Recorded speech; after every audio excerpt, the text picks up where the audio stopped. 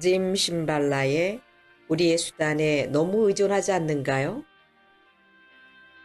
하박국 1장 14절에 주께서 어찌하여 사람을 바다의 고기 같게 하시며, 이어지는 15절에 그들이 낚시로 모두 낚으며 그물로 잡으며 투망으로 모으고 그리고는 많이 잡았다고 기뻐하고 즐거워하여 16절 그물에 제사하며 투망 앞에 분향하오니 이는 그것을 힘입어 소득이 풍부하고 먹을 것이 풍성하게 됨이니이다. 하박국에서 하나님께서는 바벨론을 도구로 해서 이스라엘을 심판하시겠다고 말씀하십니다. 그래서 하박국은 주께서 어찌하여 더 악한 백성을 택해서 하나님의 백성들을 벌 주시느냐고 묻습니다. 그래서 하박국은 하나님과 이런 대화를 나누면서 나는 망대에 올라가서 하나님이 내게 말씀하실 것을 보고 기다리겠습니다 합니다. 그런데 짐 심발라가 하박국서를 읽다가 한 재미있는 구절이 눈에 들어왔습니다. 위에서 읽은 하박국 1장 15절 16절인데요. 바벨론 사람들을 가리켜 하는 말입니다. 그것은 그들이 자기 수단을 의지하고 하나님의 능력을 의지하지 않는다는 구절입니다. 우리가 비록 바벨론 사람들은 아니지만 오늘날 우리 캠퍼스 사역, 교회 사역도 그리고 우리 각자의 현재 삶도 그와 마찬가지일 수 있다고 생각합니다. 즉 자기 수단을 의지하고 성령의 능력을 의지하지 않는 것입니다. 위 본문에서 보여주는 것은 바벨론 사람들이 사용하는 온갖 수단들입니다. 즉 낚시, 그물, 투망 등입니다. 온갖 도구를 총동원해서 이스라엘 사람들을 저인망식으로 싹 쓸어 담았는데요. 이렇게 세상 사람들이 일하는 방식은 자기의 수단을 총동원하는 방식입니다. 그리고는 15절 후반절처럼 그 결과를 기뻐하는 것이죠. 나아가서는 16절에 그 수단을 경배하고 우상으로 섬기는 것입니다. 16절 그물에 제사하며 투망 앞에 분향하오니 이는 그것을 힘입어 소득이 풍부하고 먹을 것이 풍성하게 됨이니이다. 왜냐하면 그 수단들 때문에 돈을 많이 벌게 되었기 때문이었습니다. 선지자 하박국은 이렇게 바벨론으로 대표되는 세상 사람들의 방식을 예언으로 선포하면서 다시 말해서 하나님의 백성들은 그렇게 세상 수단만을 의지해서는 안 된다는 말을 하고 있습니다. 그러면서 이어지는 17절에 이렇게 하박국은 하소연하는데요. 그가 그물을 털고는 계속하여 여러 나라를 무자비하게 멸망시키는 것이 옳으니까 고기를 새로 잡으려면 현재 그물을 털어야 합니다. 그런 식으로 바벨론이 여러 수단을 이용하여 즉 여러 전쟁 신무기들을 사용해서 지금 전쟁에서 대박을 터뜨리며 나라들을 차례로 무너뜨리며 정복해가고 있다는 증언입니다. 세상 사람들, 세상 나라, 세상 기업, 세상에 힘있는 세력들은 이렇게 자기의 모든 수단을 총동원해서 밑바닥까지 샅샅이 흩듯이 세상 일을 해나가고 있습니다. 소위 실적을 높이고 더 높이는 일에 자기 혼신의 힘을 다하고 있습니다. 이것이 세상 성공과 번영의 신입니다. 그러면서 자기 수단, 즉 신발명품과 자기 능력을 과시하는데요. 하박국은 한마디로 그보다 더 강한 하나님의 능력이 있다는 뜻이죠. 이렇게 자기 수단과 새롭게 개발한 무기로 마치 저인망 그물식으로 고대 근동의 나라를 차례로 정복해갔던 바벨론은 그 나라의 위세가 약 80년밖에 지속되지 못했습니다. 자기 제국의 성공과 번영을 대대로 세세에 과시하고 싶었겠지만은 그 위에 하나님이 계심으로 하나님이 허락하신 바벨론의 치세는 단 80년에 그치고 말았습니다. 그리고 페르시아에 멸망당하고 말았죠. 제짐 신발라가 이 말씀을 드리는 이유는 제가 본문 하박국 1장을 읽을 때 우리들의 교회가 제 생각 속에 떠올랐기 때문입니다. 신도시나 대도시에 가면 마치 본문의 바벨론처럼 교회가 각종 수단들을 이용해서 그 신도시의 사람들을 바닥에서 흙듯이 싹 쓸어 모아가는 일들이 있을 수 있습니다. 그러나 우리가 그 인간적 수단들을 자랑하고 그 인간적 수단들을 칭송하고 예배하고 만약 그 모든 것을 주관하시는 하나님을 깊이 의지하지 않는다면 마치 바벨론이 속히 쇠잔해 버렸듯이 모든 거대한 제국들이 속히 쇠잔게 될 것입니다. 제가 왜 이런 말씀을 드리냐 하면은 무슨 목회자들이 모이는 세미나 같은 곳에 가보면 사람들을 끌어모으는 수단, 방법론 같은 것을 강조하면서 마땅히 강조되어야 할 하나님의 성령의 능력을 무시하는 경향을 보이기 때문입니다. 실제로 오늘날 현장의 일선 목회자들은 여러 가지 인간적 수단에 더 신경을 쓰고 온갖 정신을 다 거기에 집중합니다. 그래서 진짜 신경을 쓰고 온 정신을 집중해야 할 성령의 나타남과 능력, 기도의 깊은 경지 등은 간과되고 있고 그럼으로써 하나님의 진노를 불러 일으킬 수 있다는 것입니다. 바벨론처럼 심판받을 수도 있다는 뜻이죠. 오늘날 우리가 여러 도구들과 테크닉과 방법론과 아이디어에 주력할 때 그것들을 경배하고 찬양할 때 우리는 본의 아니게 본문 16절처럼 그 도구, 신무기들의 경배하는 바벨론 사람들처럼 되어버리는 거죠. 지금 약 20년 전 설교, 미국에서 마치 전염병처럼 교회 성장에 관한 테크닉과 이론들이 범람하고 있습니다. 제짐 신발라가 미국을 순회하면서 설교하러 다니다 보면 이렇게 사람의 수단을 의지하는 인간적인 방식이 미국을 휩쓸고 있고 심지어는 미국을 넘어서 일부 다른 나라에까지 전파되고 있습니다. 무슨 세미나 같은 데 가서도 보면 목회자가 이러이러해야 한다면서 정작 우리가 주목해야 할 주님에 대해서는 거의 침묵하고 있습니다. 세미나 중간에 참석한 목회자들이 서로 대화하는 것도 들어보면 그들은 주님에 대해, 성령님에 대해, 말씀의 능력에 대해 대화하지 않습니다. 그저 교회 성장 방법론에 대해서만 주로 이야기를 나누고 있습니다. 본문 16절에 바벨론인들이 그들의 그물에 분향하고 제사하는 것과 똑같이 행하고 있는 것입니다. 그물에 제사하며 투망 앞에 분향하오니 이는 그것을 힘입어 소득이 풍부하고 먹을 것이 풍성하게 됨이니이다. 그 방법론은 2년이 지나면 또 진화하고 있습니다. 새로운 방법론이 등장하는 거죠.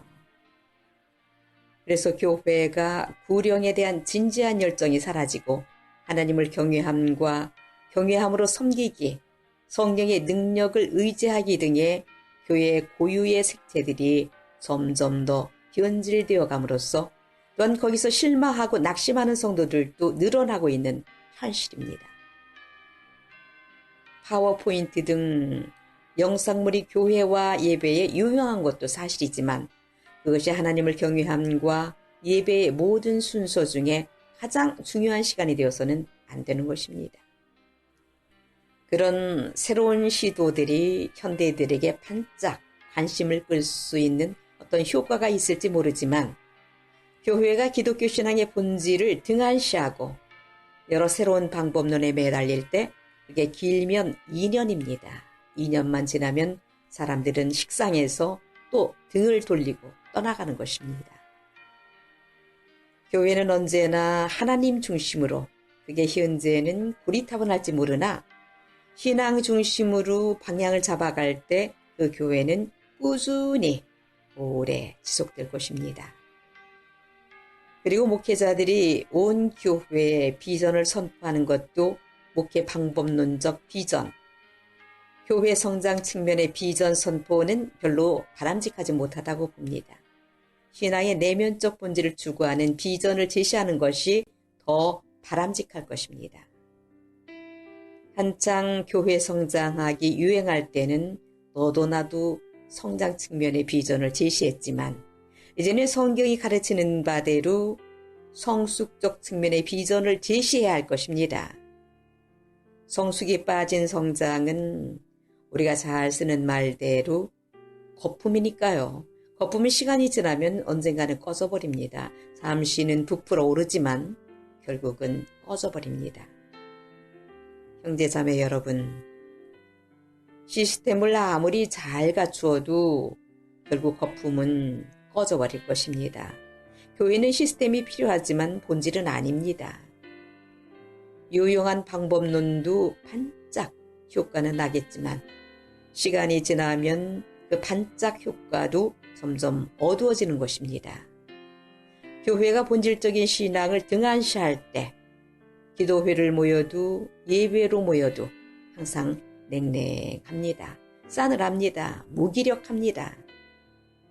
우리 미국 교회가 목회 방법론, 시스템 개선 등 여러 수단을 의지하고 치중하는 동안 그래서 교회가 아주 최첨단 현대적이 되었는지 모르지만 그 결과 교회가 무기력하고 전체적으로 힘을 잃게 되었습니다. 그래서 이제는 기도회로 모이고 예배로 모이는데 주님이 떠나신 것입니다.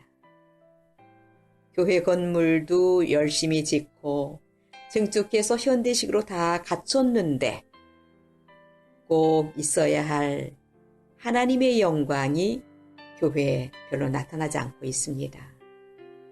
어떤 교회는 성도들이 자기 목사님 이름을 내세워서 어떤 방법론을 삼으려 했습니다. 그 이름에 지명도가 있으니까 그 이름을 걸고 나아갔던 것입니다. 잠깐은 그게 되었는데 결국은 그것도 본질이 아니었습니다. 이제 누구 이름을 내세워서 되는 일은 거의 없습니다. 사실 교회가 주님의 이름을 앞세우지 않고 누구 이름을 앞세우면 그건 성령님을 근심되게 하는 일입니다. 과거에는 무슨 교단 이름을 앞세워서 나가기로 했습니다. 자기들이 최고 정통 교단 교회라는 것이죠.